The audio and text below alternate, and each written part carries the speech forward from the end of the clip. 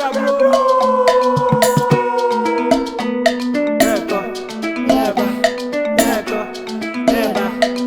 guys, welcome to Books with Abna, and today is an exciting episode because I have my brother from another mother here sitting with me. I get excited when I see James, but Mr. Poetivist, let me read your bio. I feel like you're a big man, very big man. Let me read your bio, and then we can start the conversation. How about that? Yeah. Okay, so born in Ghana, Mr. Poetivist is a poet, writer, and curator with a unique voice that unearthed the visuals of unsaid narratives.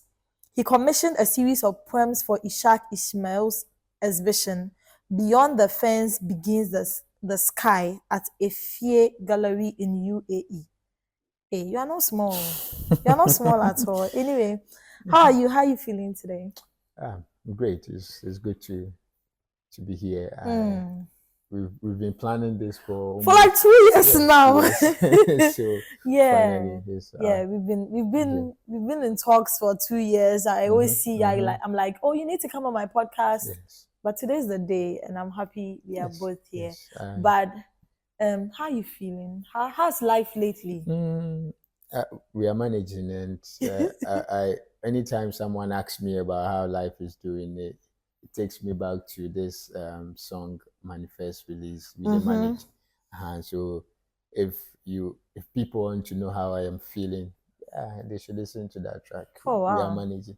I like where this is going. So we have a song, so maybe we can create a playlist from this episode. Absolutely. Yeah, I think that would do. But anyway, tell us about yourself.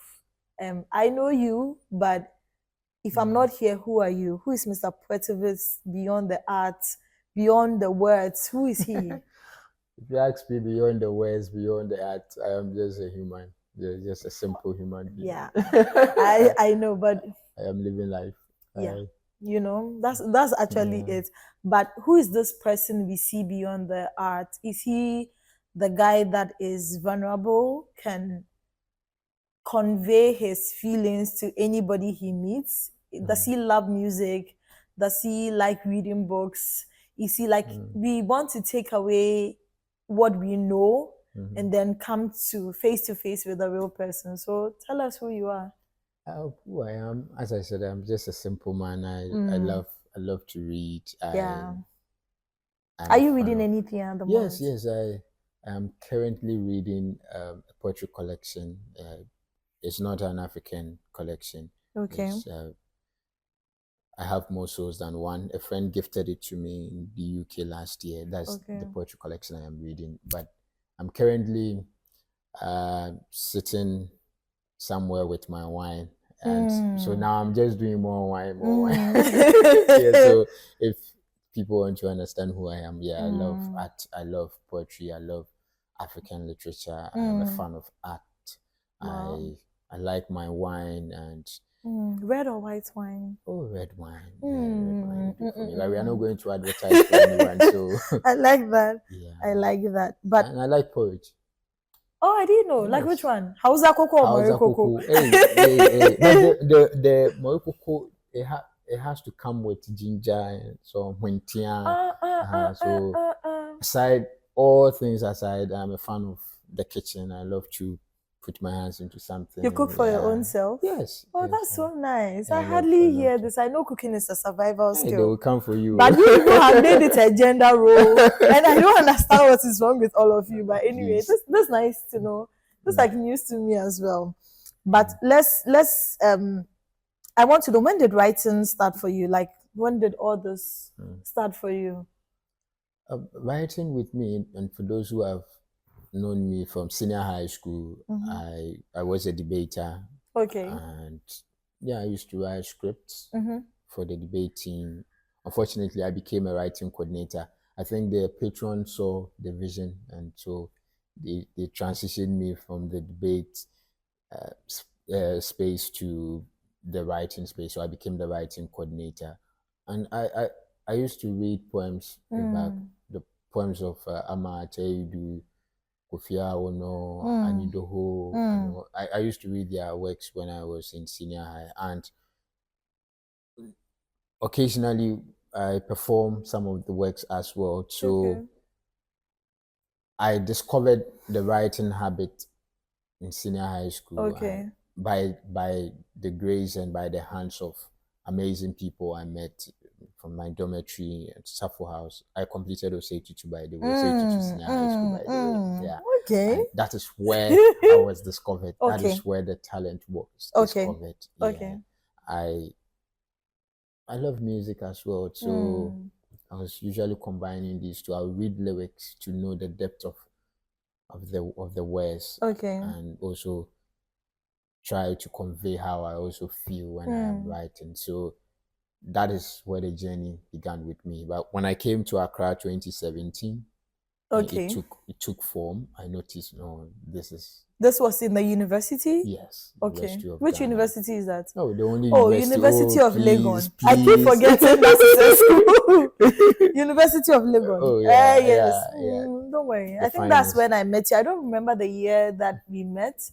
I had a reading or an event. I'm not too sure. Project Lit. And then we asked, a friend said, oh, I have a friend that can perform. And that was it for us. But that was a very tight schedule, I must say, because I was built with the likes of Kokumi, who so it was a very tight, right? It was a very tight thing for me. But I have seen you, I have watched you grow very fast.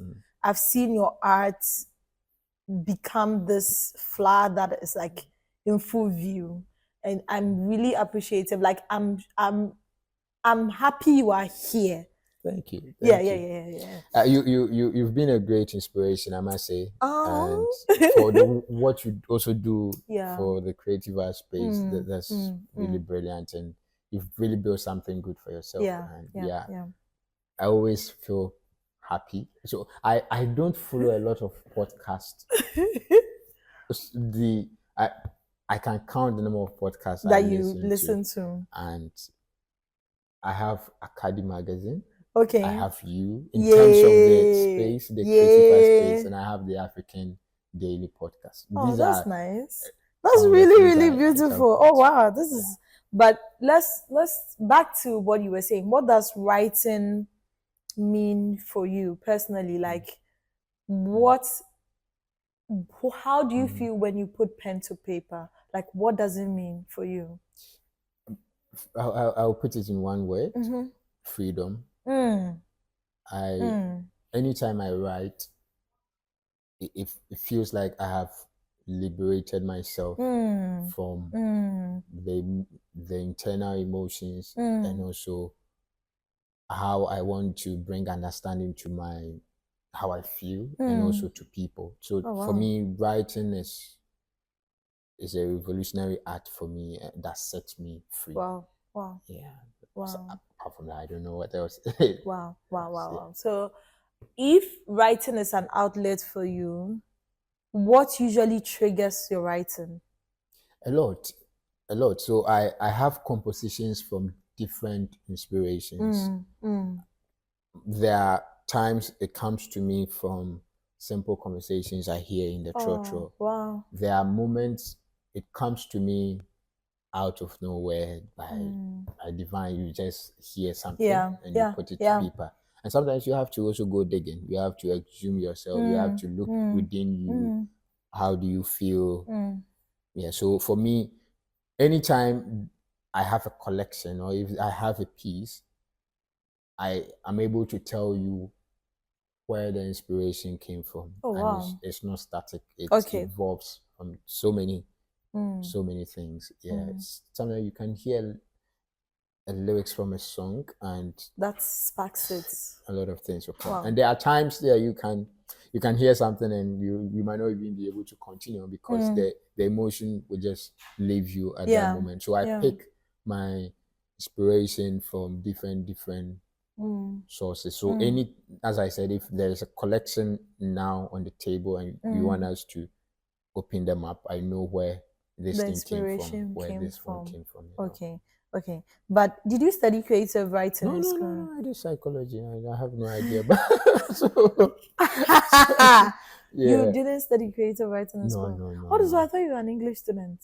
Oh no, no, no. Oh, wow. Wow. I'm a core English student, core literature. We Okay. all did Yeah. I core mean, literature. so when did, just let's go beyond writing. Mhm. When did the spoken word, that art, when did it start for you? When did you start putting spoken word and becoming a voice on your own? When did that start for you? I would say it has taken me years. I cannot recall the exact Exact time. moment, but it has taken a lot of trying and error, Okay. Okay. trying. But as I said, I love music. Yeah. So if you go to my church, they know me as a singer. Okay. I, Oh, you sing as well. oh yes, Hey. oh. Today, dear, I am discovering things here. If, don't worry. Another time I'll sing. I'll You come on the sing. show Oh, and come and you sing. can just sing for Yeah, us like a line or two. It's yeah. not But too late. there's something interesting happening. Mm-hmm. There are a lot of things coming up, and you will hear other versions I of me in mean, there. So let's, yeah. yeah. So I think I what I tried to do was to use that voice from that space into the poetry. And Kofi Anyido said something on City TV. He spoke about the sounding of the poem. So I love it when I hear the words on paper come out Okay. alive. Okay. I love it, and Okay. it brings so much emotions into it. Because how can you define your emotions with the sound? Yeah. So anytime I am performing, I try to put the what I feel within me on the voice. Yeah.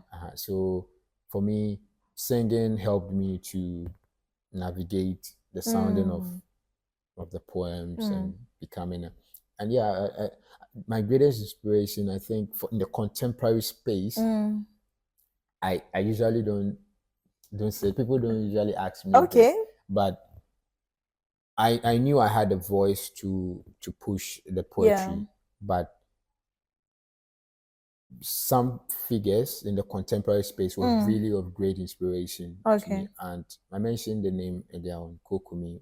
Yeah. When you hear the Yeah. I sounds, mean, Kokumi, yeah, it was marvelous. something. So I went to school with Kokumi. yeah, It's not a joke. Oh. Kokumi, what today has I'm going to you? talk about him. But yeah, my condolences to him, by the way. Charlie Yeah, Kokumi started a long time ago, and yeah. yeah. I love Anyway, him. I yeah, really appreciate, and he has been of great help. yeah. So although we knew we had the voice to Anyway, do shout it, out to you, yeah, Kokumi. I yeah, just remember that my theme music, the one you guys hear before the recording, usually was done by Kokumi. Yeah. You know, one of these days, I'm going to put the whole track out for people to listen to what Kokumi did, because this Okay. Kokumi, he did everything, Yeah. and then we didn't even struggle. It was just like a one-time thing. I said, Oh, yeah. "This is good." He's a genius, but Yeah, he's yeah, a genius, yeah, and yeah. my condolences to him, by the way. Yeah, I'm happy your journey was inspired by such a great person. Yeah. That's good. And yeah, yourself. And else to yourself. See, Pakwesi, you remember Pakwesi? yeah, I remember Pakwesi. Yeah, Yeah. you folks held me down. Yeah. Throughout these spaces, and It's been quite a journey. I Oh, would yes. not lie to you, but we are here, feels and we are like a decade. appreciative of 2017, 2018, 2019. Yeah. So, you know, you said something about putting emotion to your voice, and I want to know, you write and then you do spoken word. Which one is harder to convey emotions with? So, if you have to do spoken word and use your voice to convey an emotion versus if you have to write it down so that the reader would feel something, which one is harder to communicate, especially to let the emotion be raw? Yeah. So for me, I think when you write, you leave the voicing of it to the reader. Yeah. You can't interpret how they feel about the words. But everyone has emotions. Everyone has a point at which they read something and it triggers them. Yeah. Depending on how they feel at a particular time. Yeah. So I try my best to understand myself first and to understand my emotions and put them on paper. So I write what I feel first, and I am my immediate gratification. So I satisfy myself Okay. first, Okay. but I do my best as I can to look at the words and picture it in a different person's voice. How would this person feel reading this? Okay. So in as much as I am working on myself and putting my emotions there, I try to help the reader as well. So you write well. When you are writing a sonnet, when you are writing a ballad, you put in much effort and you write it well so that someone or the second reader can appreciate it. But with the performance aspect, for me, for now, I would say I don't need a tour de force to convey the emotions. It just once we are on stage, it comes. I mean, I saw you perform at Dear Ife, and the emotions were too raw. Like I just kept saying, wow, this is like, this is somebody's heart. Like it was just being conveyed so naturally and so effortlessly. I think sometimes it's the memory behind Because what you have written. Yeah. So you always take yourself back to why you wrote this. Okay. And but that means that if something happened to you like years ago and you want to move past it, but you wrote it down, or you are now speaking about it, you would visit and revisit every time you speak about it. Yeah. So I don't write for closure. Oh, that's a word. Yeah. No, that's actually a word. Yeah. Because imagine you are just writing for closure. You can move past it. But yeah. So anytime we put the poems down on Dear Ife, I can look at every single poem and they will all dig out like all the memories I have kept and it will start hitting. So that's why sometimes when you are performing, there is a crowd, but your mind and your emotions, everything is gone. It's gone. Yeah. But let's talk about the career and how the journey has been. Has this career you picked, has it been like financially stable for you? Oh, in like Ghana. in Ghana? No, seriously, like no, we need to speak about it because if somebody wants to take this path, what are the challenges they have to go through? Like I know it's not hard. It's not easy being like in the creative space. But talk to me, has this choice been sustainable for you financially? Absolutely. So how are you making money? How are you going to? No, So seriously. it takes time. Yeah. And looking at the creative space that we have in Ghana, sometimes you do a show, GRA will start coming after you with all their percentages and all their things. You pay tax for your shows? Oh, please. They will not go there. Not wow. This is my first time hearing this. Oh, creative arts projects. When you are having an event, wow, they'll come for if it is being ticketed, they will definitely come after you.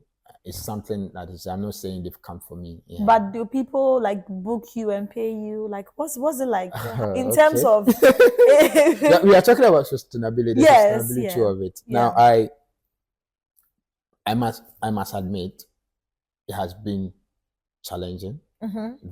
Like financial obstacles and all. It has taken the love and the commitment of individuals to sustain it. And also I must say it has taken everything of my 9 to 5 to sustain it. Wow. It's difficult in our creative space, even looking for funding, but some communities are doing amazing. I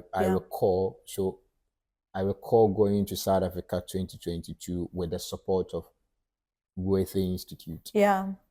Incredible. And also with the support from a friend in Switzerland. And yeah, she's a musician, left music, with the support of Abraham from the UK, and also with the support from Ghanaians. So it has to be individuals supporting you. It has been it has always been a community. That's so we've not built this whole career as an island. We've taken the love and the collective effort of people. I mentioned Parkway. Yeah, he has been of great support. So in terms of any persuade that you get, you reinvest.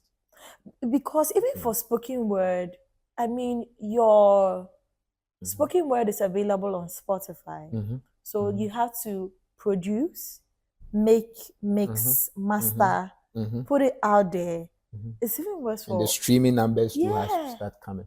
But someone was asking me why we've not released anything yet. I was like, you know how much it costs to... Yeah, no, seriously. Yeah. But yeah, it works.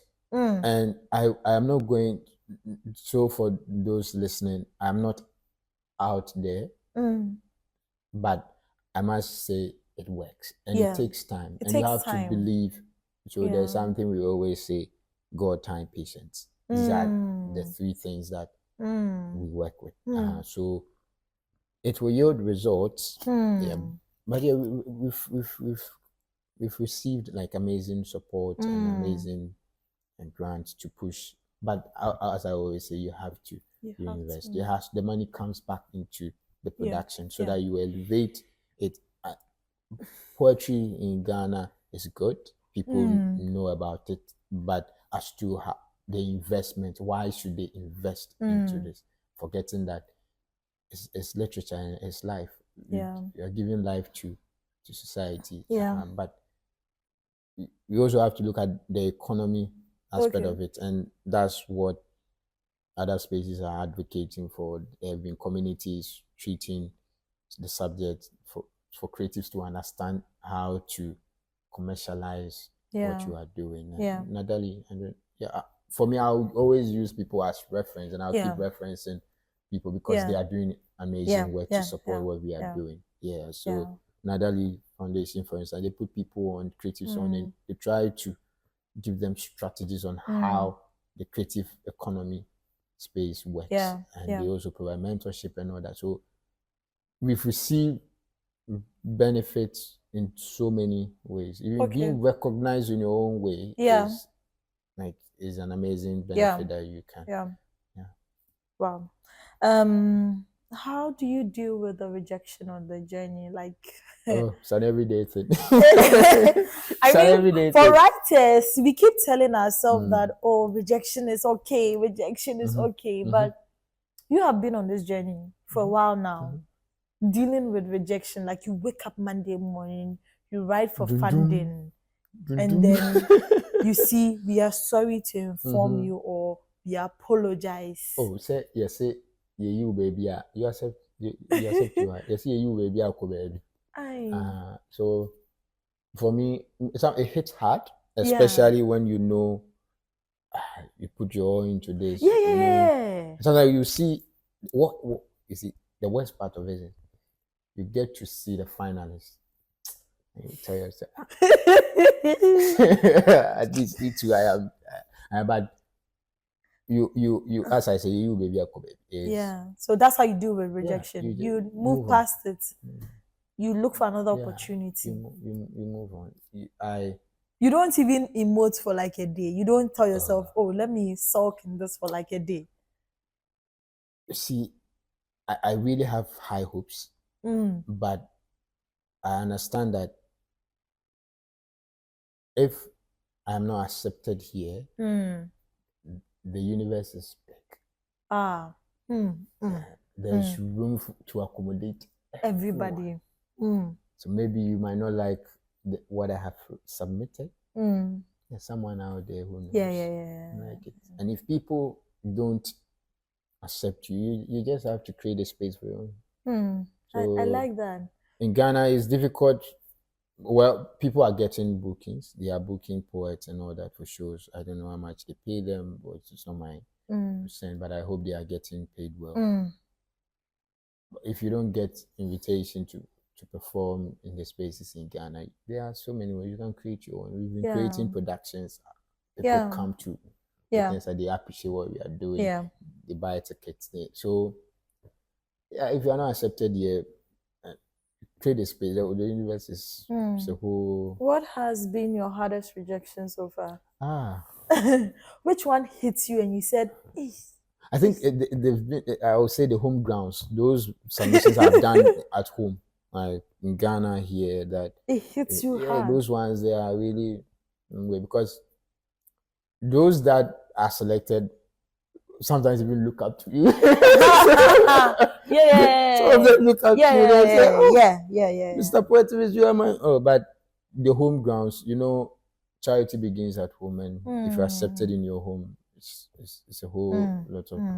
But if you keep getting, yeah, and I've really stopped submitting. I must say. Oh, you have? Yeah, I've stopped submitting. Maybe you should start again. You know why? Where do you want me to? No, like where do you know? Then you put me. No, like you see, them. as a writer, rejection does something to you that forces you to grow. Like it's a stepping stone for me every time. Like once I get rejected, I come back to the work and say, what is wrong with this work? Nothing is wrong with it. No.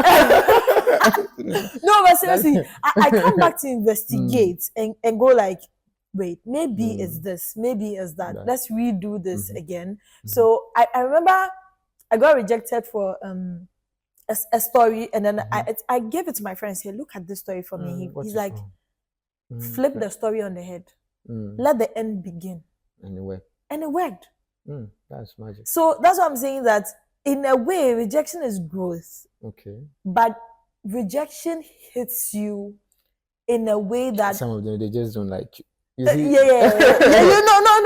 For our spaces, let's go hard. What you are writing about just doesn't fit with what they want. It doesn't fit with the theme they are looking for. It doesn't fit with. It doesn't fit. So that's why I said nothing is wrong. Yeah, nothing is. Sometimes it's just nothing is wrong. It's just a round peg in a square. But our space, for our space here, I have seen some social media tweets. People lamenting how polarized the Ghanaian creative art space is, and that funding keeps going in circles. It goes to just a few people. I have seen that. I'll keep my opinions to myself. Do. But I feel those people are also doing incredible work. Yeah, sometimes they are diverse, and so I would say it sets them apart. So if a lot of creatives also look at how they can position their works into different spaces in the art space, it will work for them, because that's what these people are doing. Like transitioning poetry to film, to this, to this, to this, to this. It's working for them. But also the founding fathers, those funding and putting resources in the art, should also consider that some people are gifted and that's their specialty. They are specialized in this, and that's what I don't blame people for moving the funding inside. I don't blame them. That's their money, that's what they want to do with it. But sometimes you also have to understand that, like you said, what you have written now might not be what they are looking for. The scope of what they are looking for. So you have to look further. You have to look at. I submitted works for the Baumia. I wasn't. Oh, you did submit. Oh, we are the same, right? They rejected us. Oh, I got accepted. You got accepted. So you see, I didn't know. Like when I meet people and they tell me these things, I'm like, you know what? Well, that's it. But I am here. Scope, theme, all the other, and just as I said, it's just hitting me. There's nothing wrong with the work. Yeah, nothing is wrong. There's nothing wrong.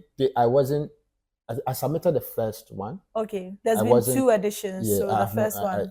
The second one, you didn't even try. No, I didn't try. I did not even. Yeah, but that same work got accepted elsewhere. And on my discography, one of the works is the most played poem on my discography. You're saying something. You're actually saying something. So I believe it didn't fit. Yeah. And as you said, there is so much room in for the everyone. sky, in the space. And so that's why you will be a baby. Exactly. I like that. I like that. Move on. This has been quite a conversation. Like but which poets inspire, like, or writers, not just poets, or writers inspire you to like write? Because I'm looking at your writing journey, your creative journey. Like, you know, just recently I was reading El Hosea Sunday's Necessary Fiction, and there was this one part, just that one page I read, and I said, I need to answer this question for myself. And it became a whole blog post. So which writers push you to, like, you read a work and you go like, for I think in the contemporary space I've mentioned Kokumi. He's good. I'm just going to say that Kokumi, you need to release something. Yeah, Kokumi, like seriously, we are waiting for you. Yeah. So I used to read, and I still read them. Go ahead. The old school. Yeah. Amataidu is there. We both love Amataidu. I think it's one of the things that. And Kofi Awono and Anyudoho. Yeah. You put me on both of them. And African literature, like, honestly, if I read African literature, I'm just like, where's my pen? Yeah. No, seriously, like, so that the African literary space is really an inspiring space for me. And Alpha Boache da Costa. Yeah, Da Costa. Yeah, Alpha. Yeah, he, you know, when you're a writer and sometimes you don't write and you see your fellow writers writing. That pressure that they put on you. Yeah. But Alpha was always asking me, what is new? What do you have? What do you? Alpha is that kind of person. He was always writing. Alpha is that kind of person. Yeah. Feedback on what part? Yeah, Alpha is that kind of person. So anytime I see, it's a very great inspiration. For me. Wow. But let me just. And myself. Your inspiration to your own self. That's all. That's all. Let's. So I'm going to talk about a few of your shows that I've attended. I'm going to just pick one of your show. I think this is going to be a 2-part interview. We are going to come back and interview you again because there's so much we need to speak about, especially for your upcoming work. So, but I just want to talk about a show that I attended, and this is Don't Let This Become Public. And this was, I attended the one at Buro last year. Right? April last year.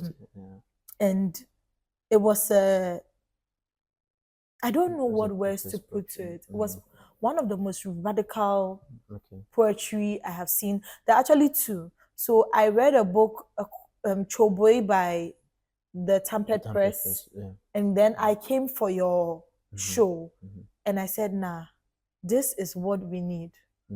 We need the contempt or the upcoming writers to get angry and use pen and paper as a tool for change, political change. But what inspired Don't Let This Become Public? Like, what is the inspiration behind that show and that set of poems, actually? I think there comes a time as a witness of your environment that you get tired. Which the economy was lashing you. The government was lashing you. Like, what's happening?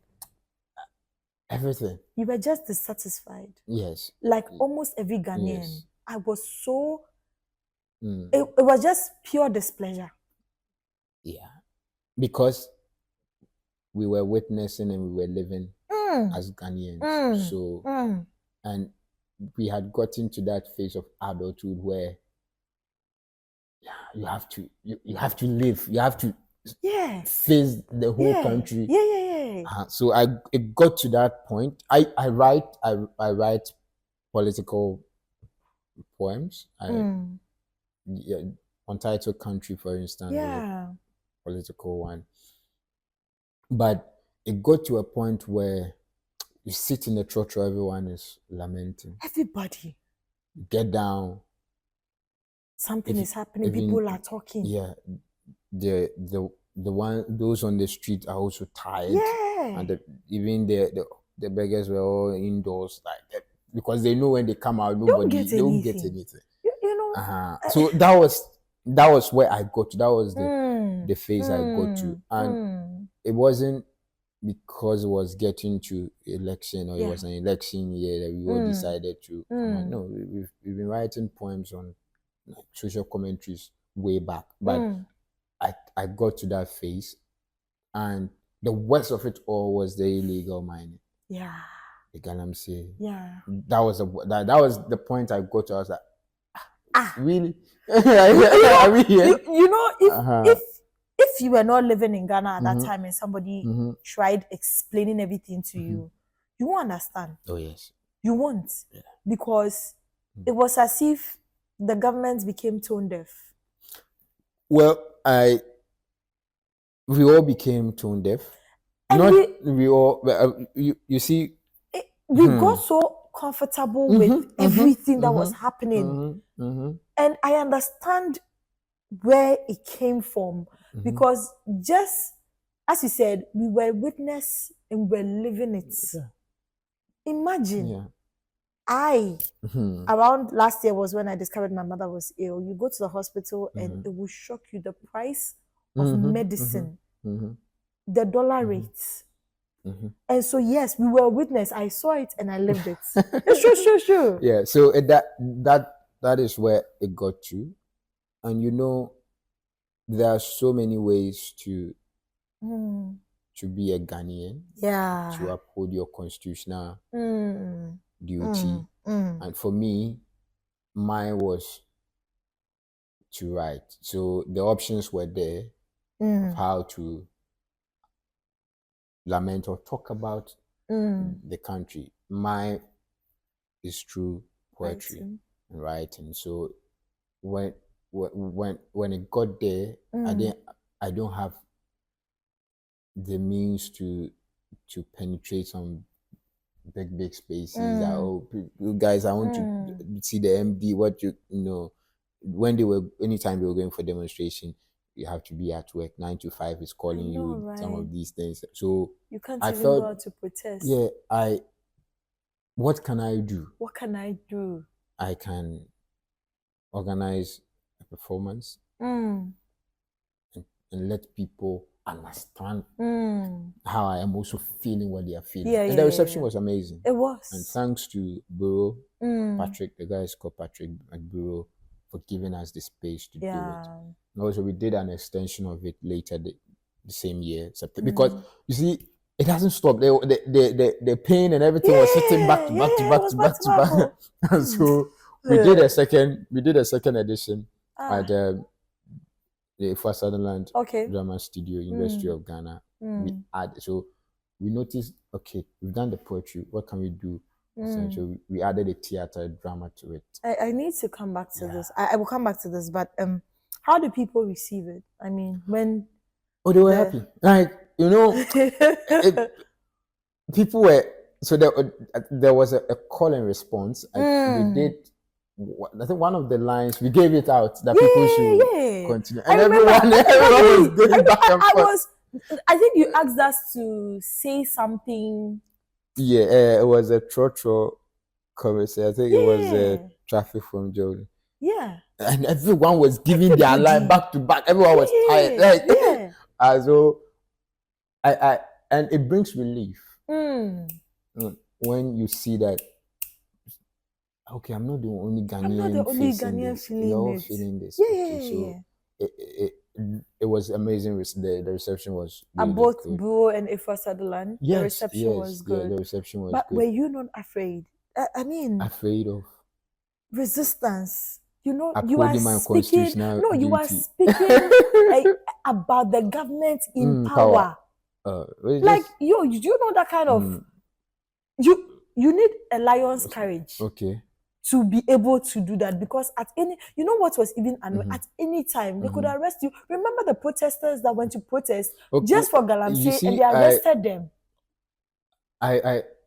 You are protesting about our own land, about our own future. Yes, and they arrest us. You see, I got so I was convicted that in my mind that I am doing the Lord's work. I am fulfilling my constitutional responsibility. So with respect for the Constitution, with respect for authority, and respect for the community that I uphold as a poet. So I wasn't afraid. Just that I think there have been circumstances where some audios have been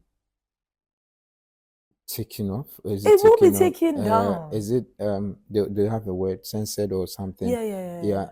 I remember now even Instagram, there've been some of my works used to be there, but now down. Some of you don't even know. I think maybe your work was reported. You don't even know who to report to. If your work is reported, it can be taken down. Okay. So those who reported me, I don't. If you reported me, please. We are just doing our. We are just fulfilling our duty as citizens. Nothing. So that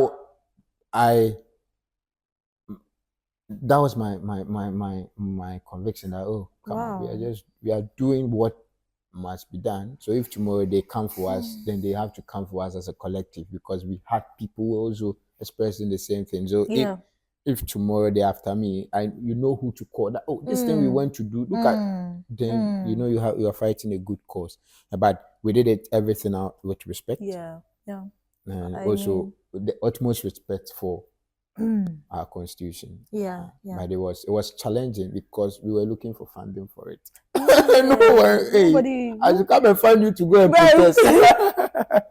You know, the title is "Don't Let This Become Public," and I'm just wondering, did you feel fear from the title, to the poems that came out, to the conversations we were having, to the discussions? Like, did you feel any form of fear, like writing, performing this politically charged work? Because the powerful collection, it is coming out. We are working. I think the cover art is even out. A friend. I can't wait for other people to hear this. Yeah. I mean, but we are might changing not be the title. Feeling the same way, but people can still feel back.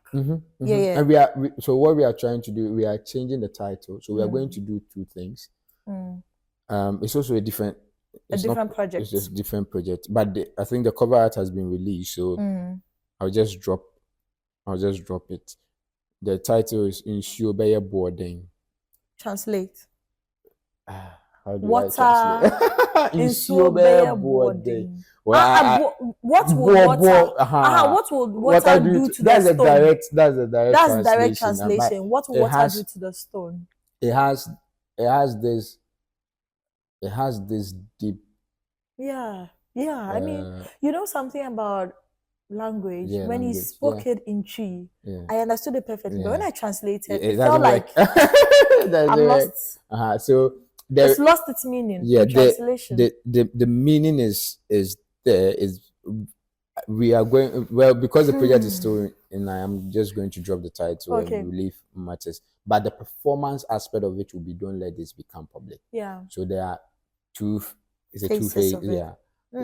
So we have the collection coming. The album cover was designed by Joshua Donko. We can't wait. You know what? Now that we are here, let's talk about where listeners can find your work. Let's try and bring this. So I'm on Spotify, Apple Music, at YouTube at Mr.Poetivist. Okay, please spell the Poetivist for us. Yeah, so Mr. Mr. Dot. It comes with a dot. So Mr. Dot Poetivist, Poetivist. Yeah, okay. I mean, are there any final lines? What do you do when you are not writing? When I'm not writing, I go to 9 to 5.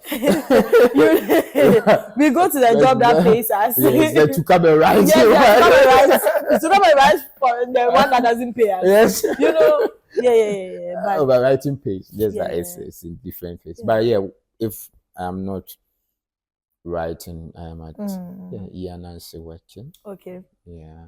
So, any, let's talk about upcoming work. Is there something you would like to share with us? Is there a project in the pipeline? Yeah, a lot of things in the pipeline.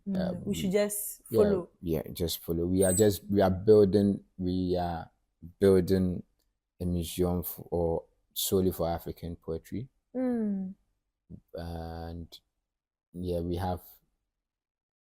we recently had a show, so the release is also coming out. Okay. And Okay.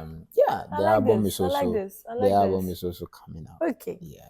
Okay. Thank you so much, Mr. Poetivist, for honoring my invitation after 2 years. You should Thank be you. ashamed of yourself.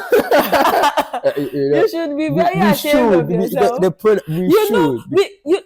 I see this guy at least once a month. And we never scheduled an interview. Yeah. It was like his family. It's He's a part good of. time. It was every time it came up, something will come up or something will. Yeah. And then I'm like, oh, I mean, he's there, his brother. So he would always find time and everything. Yeah. Anyway, thank you so much. But you see, you've all the episodes you've released.